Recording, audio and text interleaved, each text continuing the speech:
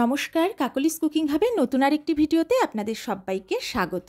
চৈত্রের কাঠফাটা রোদে এবার রং খেলার মরশুম। গলা ভেজাতে নানা রকম পানীয় কিন্তু সহজেই সঙ্গী করা যায়। বাঙালির ঘরে নানা রকম শরবত তো আছেই, তবু এবার আমি একটা ঠান্ডাইয়ের রেসিপি আপনাদের সাথে শেয়ার করতে চলে এসেছি। খুব সহজে, খুব কম উপকরণ এবং খুব সহজলভ্য উপকরণেই এটা বানিয়ে ফেলা যায়। তাহলে চলুন রেসিপিটা বানিয়ে দেখাই। এবার আমি বসে গেলাম ঠান্ডাই বানাতে। আমি প্রথমে একটা প্লেট নিয়ে নিলাম, সব উপকরণগুলো এবার এক জায়গায় করে নিচ্ছি। প্রথমে আমি নিচ্ছি 2 টেবিল চামচ আমন্ড বাদাম।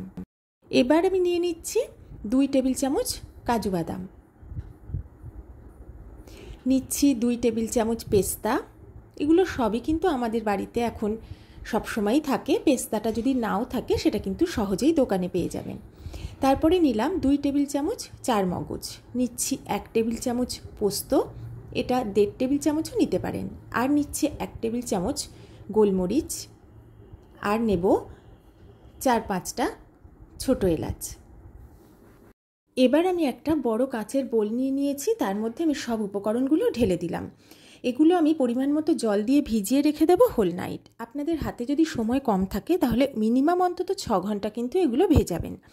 6 ঘন্টা পরে আপনারা দেখবেন বাদামগুলো হাতেই খুব সহজেই ভেঙে যাচ্ছে, তখন বুঝবেন এগুলো খুব ভালো মতো ভিজে গেছে। এবারে হাতে নাড়িয়ে আমি এগুলো একটু মিশিয়ে নিলাম। এবার এগুলোকে ঢেকে রেখে দেবো আমি সারা রাতের জন্য। পরের দিন সকালে আমি আবার ফিরে এলাম। দেখুন এগুলো ভিজে কতটা ফুলে গেছে। এগুলো কিন্তু খুব সুন্দরভাবেই ভিজে গেছে। এদিকে আর একটা ছোটো বাটি নিয়েছি, তার মধ্যে 1 কাপ দুধ নিয়ে নিলাম। এবার এর মধ্যে অল্প কিছুটা কেশর দিয়ে দিচ্ছি। এটা আমি আধ ঘন্টা থেকে 1 ঘন্টা ভিজিয়ে রেখে দেবো ঢেকে। আর এই কাজটা কিন্তু আমি রাতে করে রাখিনি, এটা আমি সকালেই করলাম।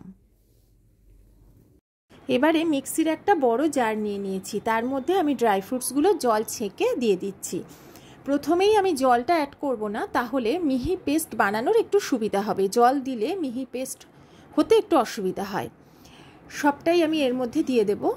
যারা এতক্ষণ আমার সাথে থেকে আমার ভিডিওটা দেখছেন তাদের সবাইকে আমার অনেক ভালোবাসা। পুরোটা দেখতে থাকুন আমি কিভাবে পরের স্টেপগুলো করি। জলটা আলাদা করে নিয়েছি। এদিকে দুধে যে কেশরটা ভিজিয়ে রেখেছিলাম, বেশ অনেকক্ষণই ভিজিয়ে রেখেছিলাম, বেশ ভালো মতো ভিজে গেছে। আমি এটাকে একটু ভালো করে মিশিয়ে নিচ্ছি। এবার আমি এর মধ্যে কেশর মেশানো দুধটা অর্ধেকটা দিয়ে দিচ্ছি, পুরোটা প্রথমে অ্যাড করব না। এবার এটাকে আমি মিক্সিতে প্রথমে ব্লেন্ড করব, পরে পুরো দুধটাও অ্যাড করে দেব। যারা প্রথম এসে আমার চ্যানেলে আমার ভিডিওটা দেখছেন, যদি আমার ভিডিও ভালো লাগে অবশ্যই আমার চ্যানেলটা সাবস্ক্রাইব করে পাশে থাকবেন। আমি ভালো করে এটাকে একটা সুন্দর মিশ্রণ বানিয়ে নিয়েছি, একটা স্মুথ মিশ্রণ তৈরি হয়ে গেছে। আর এটাই কিন্তু ঠান্ডাইয়ের মূল মিশ্রণ। এবার যে কোনো এয়ারটাইট পাত্রে ভরে এটা আপনারা স্টোর করতে পারেন। যখন ব্যবহার করবেন এর সঙ্গে এরপরে আমি যে যে উপকরণগুলো মেশাবো সেইগুলো মিশিয়ে নিয়ে খাওয়ার জন্য একটা ঠান্ডাই খুব সহজে খুব তাড়াতাড়ি রেডি করে নিতে পারেন। এবার আমি এর মধ্যে স্বাদ মতো চিনি অ্যাড করে দিচ্ছি। চিনিটা অবশ্যই আপনারা আপনাদের স্বাদ মতো দেবেন। আমি এখানে 3 টেবিল চামচ চিনি অ্যাড করলাম। আপনারা যদি একটু বেশি খেতে চান আরও বেশি দিতে পারেন। আর এটা আমি মিক্সিতে কেন দিচ্ছি, কারণ চিনিটা গলতে সময় লাগবে। মিক্সিতে আমি যদি একবার একটু ব্লেন্ড করে নিই তাহলে মিশ্রণটা তাড়াতাড়ি রেডি হয়ে যাবে।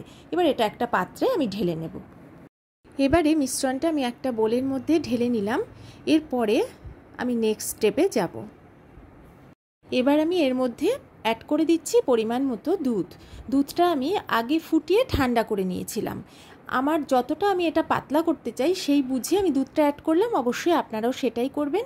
আর আমি প্রথমে যে উপকরণগুলো বা যে ড্রাই ফ্রুটসগুলো আমি ভিজিয়ে রেখেছিলাম সেটা কতটা ঠান্ডাই আপনারা বানাতে চান সেটা বুঝে পরিমাণটা বাড়িয়ে বা কমিয়ে দেবেন। এবার দুধটা দিয়ে খুব ভালো করে আমি মিশিয়ে নিচ্ছি।